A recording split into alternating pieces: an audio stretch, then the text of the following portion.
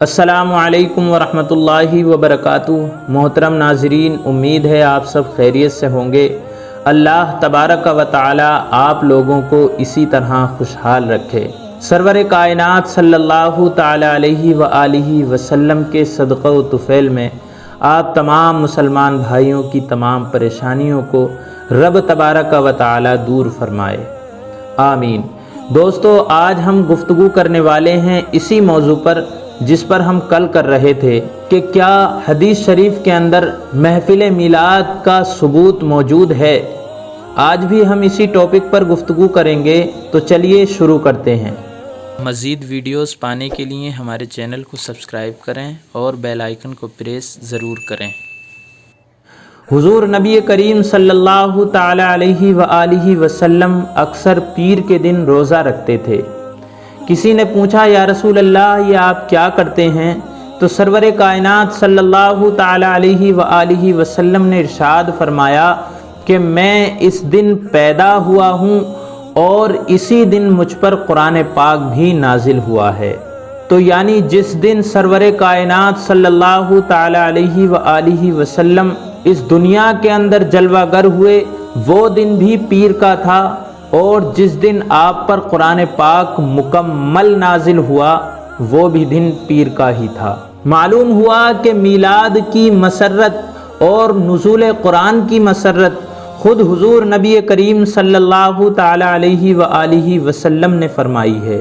آپ تاریخ کو اگر اٹھا کر دیکھیں گے تو کتنی ہی محفلیں ایسی ہیں جس میں حضور سرور کائنات صلی اللہ تعالی علیہ وآلہ وسلم کی مقدس شان میں نعت خوانی ہوئی ہے، اور حضرت حسان بن ثابت، حضرت کعب بن زہیر، حضرت عباس رضی اللہ تعالی عنہم نے آپ کی مبارک شان میں نعتیں پڑھی ہیں، اور خود ان محفلوں کی صدارت اللہ کے حبیب حضور سرور کائنات صلی اللہ تعالی علیہ وآلہ وسلم نے فرمائی ہے، اور آپ نے ان تمام صحابہ کرام کو انعامات سے بھی سرفراز فرمایا ہے۔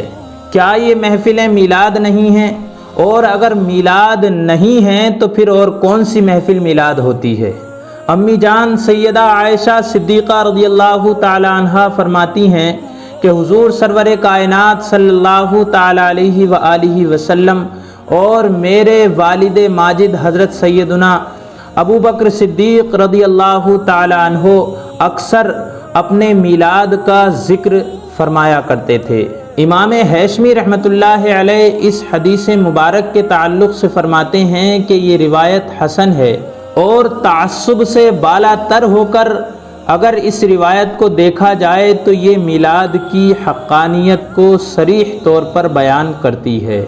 حضور نبی اکرم صلی اللہ علیہ وآلہ وسلم نے فرمایا کہ میں اللہ کا بندہ ہوں اور اس وقت سے خاتم النبیین ہوں جبکہ آدم علیہ السلام مٹی اور پانی کے درمیان تھے۔ میں حضرت ابراہیم علیہ السلام کی دعا اور حضرت عیسیٰ علیہ السلام کی بشارت ہوں۔ میں اپنی والدہ کا چشمدید واقعہ ہوں کہ دیگر انبیاء کی طرح میری والدہ نے میری ولادت پر ایک نور دیکھا جس کی روشنی سے ملک شام کے محلات دکھائی دیے۔ ان کے جسم اطہر سے ایک نور نکلا جس کی روشنی سے بصرہ کے در و دیوار روشن ہو گئے۔ ان دو احادیث مبارکہ سے یہ ثابت ہوتا ہے کہ اللہ تبارک و تعالی نے آپ کی ولادت پر نور سے سارے جہان کو روشن کر دیا۔ اگر کوئی امتی میلاد مصطفیٰ کے دن چراغاں کرتا ہے تو اللہ تبارک و تعالی کی اس سنت پر وہ امتی عمل کرتا ہے۔ اور کتنے ثبوت چاہیے میلاد مصطفیٰ کے لیے۔ اللہ تبارک و تعالی کا قرآن میلاد مصطفیٰ کی گواہی دیتا ہے، حضور نبی اکرم صلی اللہ تعالی علیہ وآلہ وسلم کی حدیثیں میلاد مصطفیٰ کی گواہی دیتی ہیں، ائمہ کرام کے اقوال میلاد مصطفیٰ کی گواہی دیتے ہیں۔ اللہ تبارک و تعالی سے دعا کرتا ہوں پروردگار ہمیں کثرت سے حضور سرور کائنات صلی اللہ تعالی علیہ وآلہ وسلم کے میلاد مبارک کو منانے کی توفیق عطا فرمائے، آمین۔ السلام علیکم ورحمۃ اللہ وبرکاتہ۔ دعاؤں میں ضرور یاد رکھیے گا۔